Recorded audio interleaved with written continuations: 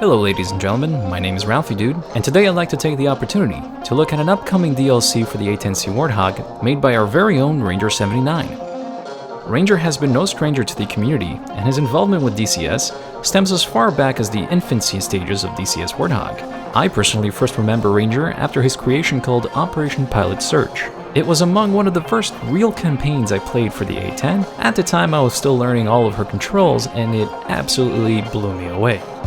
Whiplash 1, Razor 1, I'm declaring broken arrow. Say again, broken arrow. Location grid zone. Golf, 8-9er. Say again, golf, 8-9er. The amount of work and realism he puts into his missions like these is paramount, and honestly, unmatched among other campaigns available to us in the DCS community. By no means am I saying other campaigns such as Enemy Within by Baltic Dragon are bad, but I have to find myself in absolute favoritism towards Ranger's work instead. And there is a very good reason for all this.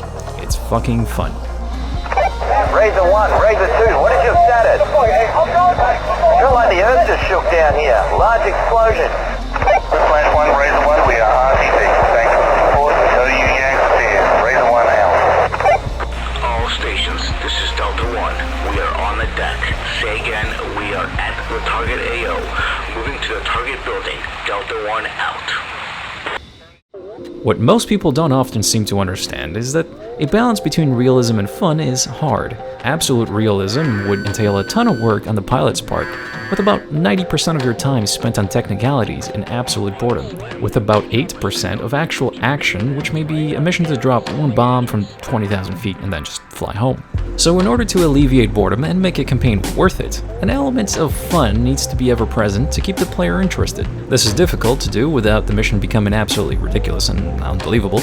However, it seems that Ranger 79 has a secret formula to make just the right amount of action and realism. Reaper 1 flight inbound, hot from the west.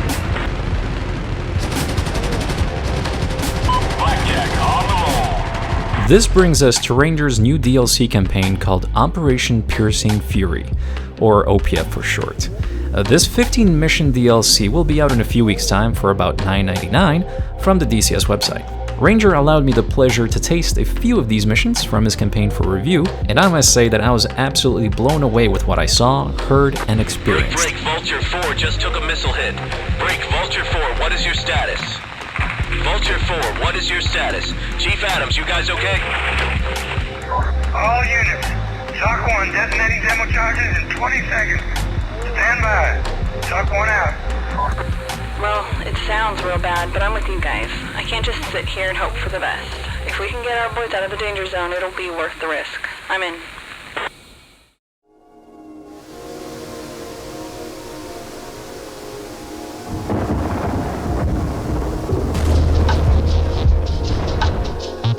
I knew from his past work that the campaign was obviously going to be very good, but I didn't expect to be actually surprised at any point.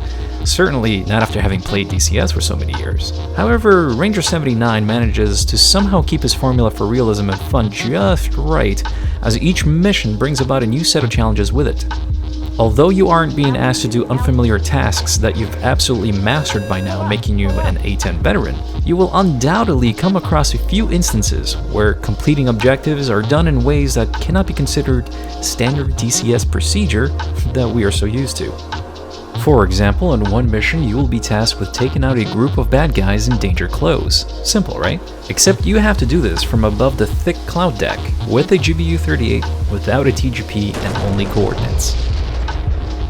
Or how about taking out a manpad team on top of a crane that requires you to essentially snipe them off a small platform with just your guns? Good hits, good hits. Yeah, there is no hand-holding in this campaign. There is only one difficulty setting, and that's cranked all the way up to fucking awesome. Though not all the missions are going to be this exciting or foreign to you, at no point is it dull or repetitive. At the absolute very least, one major takeaway from this campaign will without a shadow of a doubt be the voice acting. And my god, is the voice acting superb. Blackjack Lone Star. Altitude. Has been cleared out. Senior combat controllers up when able. All systems appear operational. Lone Star out. Hog Flight 1-4 Bravo, you are cleared hot. Say again, cleared hot on manpad units. Break. Mark is on the deck. Friendly's danger close 300 meters. Commander's initials Juliet November. Final attack heading 267. Request AGM 65s on targets. 14 Bravo standing by. All units, Lone Shark boots on the ground. Juggernaut, Juggernaut, Juggernaut. Cowboy engaging. Break. All units on the net, Oscar 4. We're taking heavy direct artillery fire at Eagle's Nest. Possible direction of fire, north-northwest. As far as I understand it, all voice actors are current or prior military service as well. On one mission alone, there are over 97 voiceovers. 97! One mission. 97. All units on the net, Whiplash 1. Major enemy forces at the target AO have been eliminated.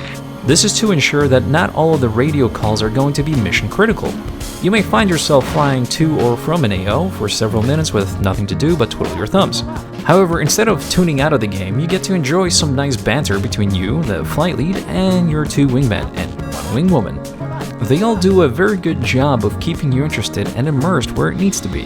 Well, you know what's starting to piss me off? So they keep talking about mothball the A-10. They just don't get it. We should bring them over here, put them behind enemy lines, 500 meters from the enemy, and see who they want to give a cast from. F-35 or an A-10. I guarantee their opinions change goddamn quick. Amen to that. So here are a couple of friendly tips to those of you who are getting the campaign. First of all, make sure you understand your A-10 inside out. You are going to hate yourself for not understanding how to read a 9-line. Hog 1, Line 1, IP Alpha. Line 2, heading 360. Line 3, 8.5 clicks. Line 4, 13,250 feet, MSL. How to input coordinates into the CDU, or just overall know how to properly use your weapons. Speaking of 9-lines, they will come at you and they will come at you fast, so make sure you've got a pen and paper ready to write down everything you need. Additionally, read the supplied documents. Ranger went into great detail to give you as much information as possible to make sure that these missions feel like a real campaign. At the very least, you should read the supporting documentation, as that will break down what's going to happen.